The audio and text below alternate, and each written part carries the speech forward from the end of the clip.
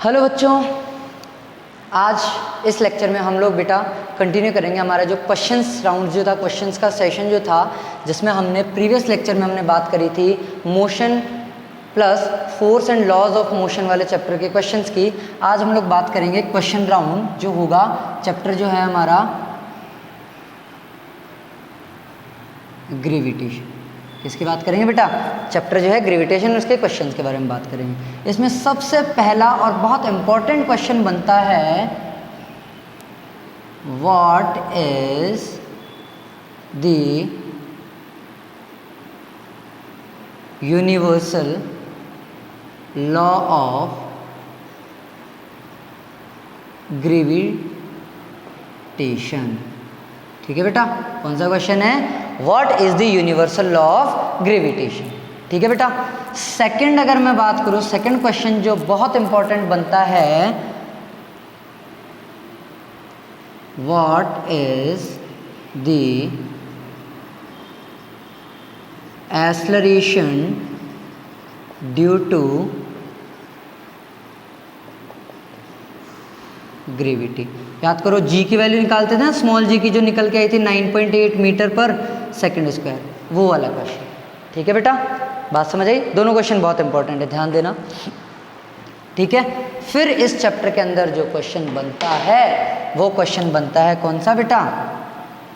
इसी चैप्टर के अंदर हमने क्या पढ़ा था? बायोन्सी के बारे में पढ़ा था, थ्रस्ट के बारे में पढ़ा था और केपलर्स लॉ के बारे में पढ़ा था। तो इसी के जस्ट बाद में हमारे पास जो थर्ड क्वेश्चन बनता है, what do you mean by Kepler's law. याद करो, 3 लॉज बताए थे केपलर के। पहला लॉ बताया था लॉ ऑफ ऑर्बिट, दूसरा लॉ बताया था मैंने law of area, and the third law was the law of time period. याद है बेटा? ठीक है, इन तीनों की बात करी थी हमने। ठीक है बेटा, अब हम बात करेंगे इसके अंदर जो नेक्स्ट क्वेश्चन हमारा बनता है वो क्या है? छोटी छोटी डेफिनेशंस की बात करेंगे। Define the following terms. ठीक है, जिसमें हमें बताना है सबसे पहला जो हमारा है वो है, ठीक है, प्रेशर और थ्रस्ट था ना। प्रेशर, थ्रस्ट,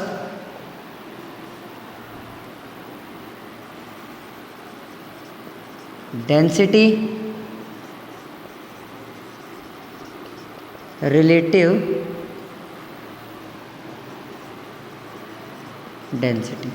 इन डेफिनेशंस को, इनकी यूनिट और अगर फॉर्मूला है तो फॉर्मूले के साथ हमें क्या करना है बेटा?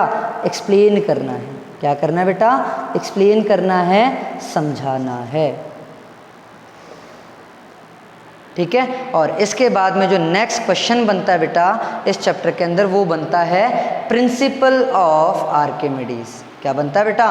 Principal of Archimedes. ठीक है, आर्किमिडीज का प्रिंसिपल भी इसके अंदर बताना है। उसके बाद में हमें बायोन्सी बतानी है। ठीक है, इसी के अंदर मैं ऐड कर देता हूँ, ई जो है वो हो जाएगा principle of Archimedes, and F will be जो होगा हमारे पास वो होगा क्या? Buoyancy and buoyant force. ठीक है, बायोन्सी एंड बायोन फोर्स के बारे में बताना है।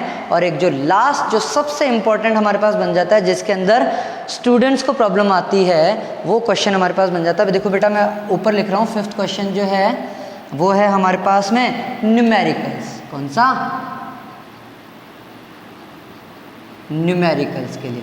न्यूमेरिकल्स अगेन जो बुक के बीच में सॉल्व दे रखे हैं वो भी करने हैं, एज वेल एज जो एक्सरसाइज के अंदर दे रखे हैं वो सारे क्वेश्चंस भी आप लोगों को करने हैं। ठीक है बेटा, तो this is all about the questions of from the chapter gravitation. ठीक है, इसके बाद में अगला जो चैप्टर आता है हमारे पास में, वो चैप्टर है हमारा कौन सा? Work, energy and power. Sound का हम लोग नेक्स्ट लेक्चर में बात करेंगे, लेकिन यहाँ पे हम लोग बात करेंगे किसके बारे में? Questions of work, energy and power. तो हमारे पास जो नेक्स्ट चैप्टर बनता है वो बनता है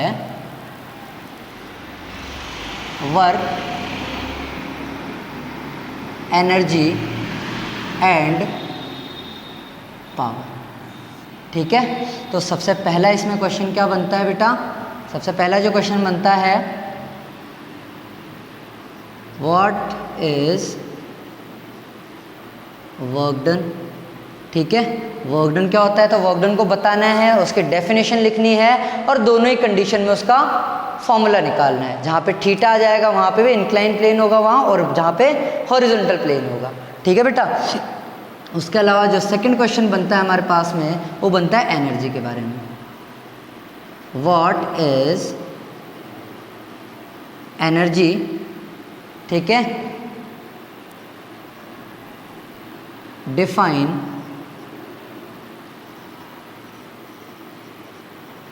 डिफरेंट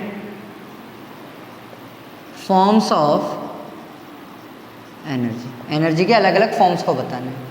थर्ड जो क्वेश्चन हमारे पास बनता है बेटा वो क्वेश्चन बनता है हमारे पास में कौन सा? What is